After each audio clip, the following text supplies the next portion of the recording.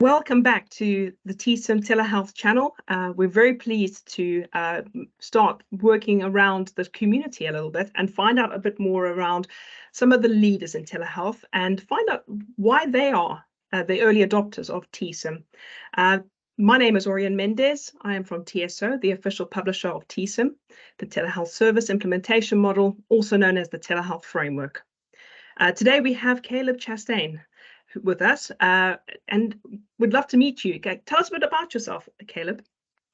Yeah, absolutely. And thanks for having me on. So my name is Caleb Chastain. I'm the director of telehealth at Erlanger Health System based out of Chattanooga, Tennessee. So we serve the greater Southeast Tennessee area, and we stretch into Western North Carolina as well. I've been at Erlanger for about 7 months now. It's gone pretty fast, but it's been a lot of fun. And before that, I was at WellPath, which is a correctional healthcare company. I was the telehealth operations manager there.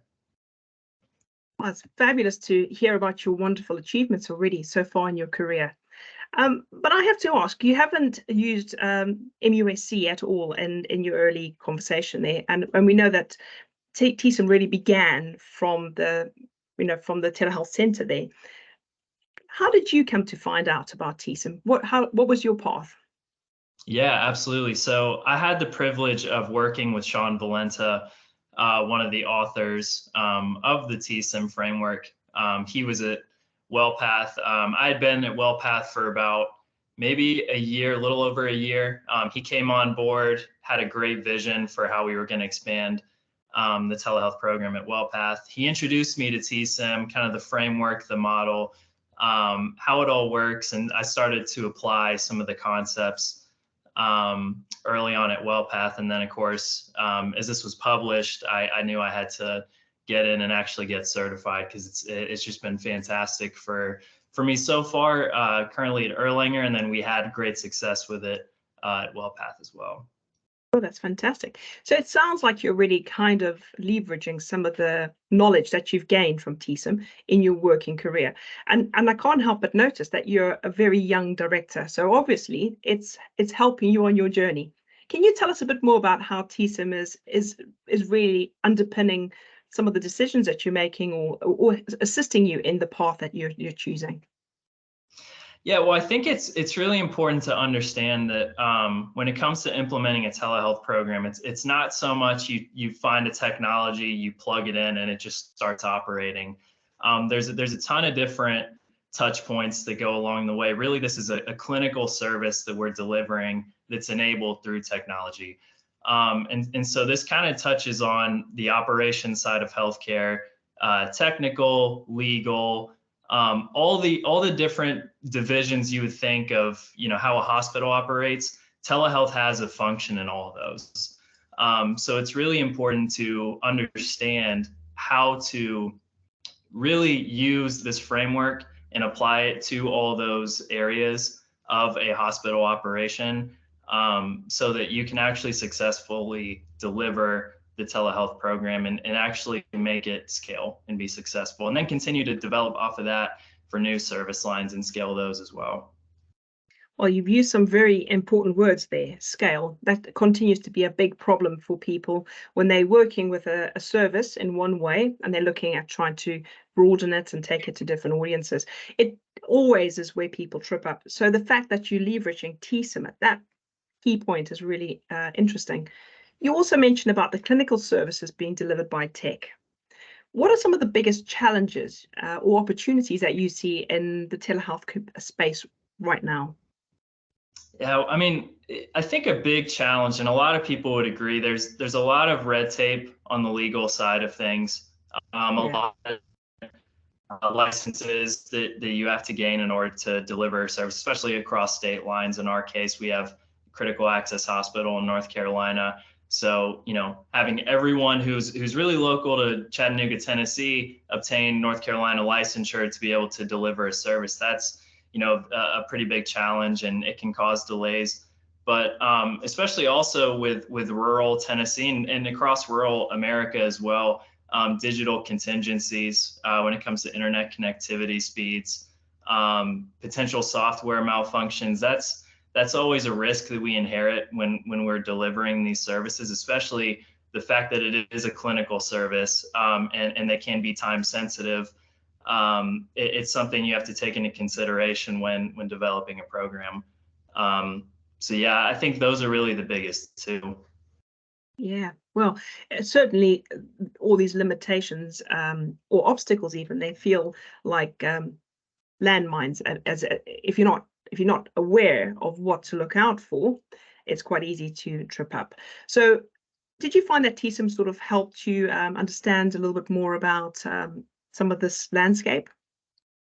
Absolutely. I mean, it really, the framework helps with taking a concept and giving you a roadmap to turn it into an operational service.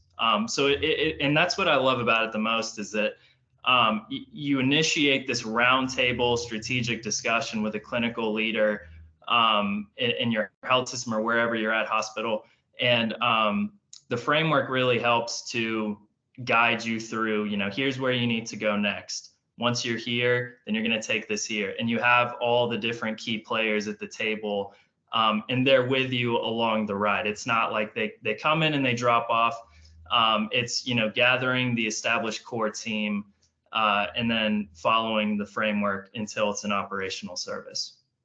Well, it sounds like you're making very good use of the framework so far in your career.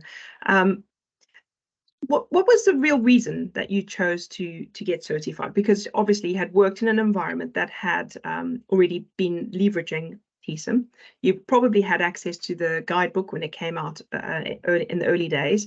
Why did you go the extra step to do the course and get a certification? Yeah, so it's interesting. I started off my career being in correctional healthcare. And so that was really where I learned the entire, telehealth delivery. It was always to jails and prisons, in those populations. And when I had the opportunity to come to Erlanger and go more into the public sector, I knew it was going to be a large learning curve, and I needed all the resources I could get. I was always getting into the TSIM book. Sean had given me the TSIM book when we were at WellPath. I was using it all the time. And as soon as I got to Erlanger, I found myself just flipping throughout all the pages day to day. And I was like, this is just something I need to take the extra step, get certified, and make sure that, I'm using this to the full extent. Yeah, wow, that's brilliant. I love the fact that you still use the book as a point of Oh, reference. yeah. I'm still very much a tactile person, and I enjoy having a book in front of me. It certainly makes a difference when you're working on something you want a point of reference. So that's really lovely to hear. Right, so you're on your path. You're building a future in telehealth, and you're one of these emerging leaders that we're all looking to for a bit of advice now. You're well onto your way. Could you give us some advice for anybody who is listening in, who's perhaps starting out in telehealth, or maybe wanting to have a career shift? What sort of advice would you give them? Yeah, and it's really interesting because when I got in, it was straight out of college, and it was right before the pandemic. So I kind of got thrown right into this great opportunity, in a really rapid, fast-paced, growing part of healthcare.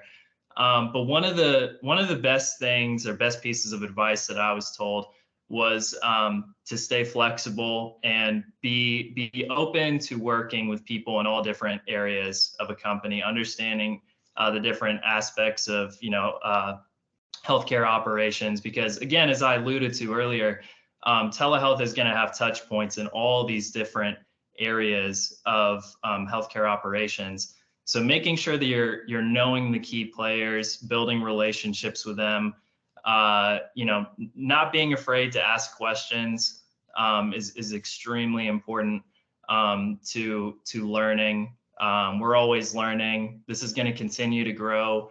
We're still, really early stages of, virtual care. And, I think it's important to try to learn something new every day. Yeah, exactly. In fact, you're very right. These new ideas and new concepts. In fact, this is classed as best practice because somebody saw a need and built on it. And we're very grateful for the MUSC, their Centre of Telehealth, for doing that groundwork and creating the TSIM framework for others to now apply. And we always encourage that feedback of what's working in your section and, you know, bringing that knowledge back together. And it's been fantastic watching all the activity last week with the Telehealth Awareness Week. And as we kind of look forward, we really look forward to seeing where your career will take you and the different things that you will go on to achieve. So it's been lovely to meet with you today, Caleb. Do you have any parting words of anything that you'd like to share with our audience? No, I mean, just a happy Telehealth Awareness Week. Just continue to learn new things every day. It's really exciting times what we have ahead. I think there's a ton of great opportunity in the telehealth industry. So excited to see what's ahead. Perfect. All right. Well, thank you all for listening, and look out. There will be a few more of these early adopters sharing their experiences. Thank you. Bye.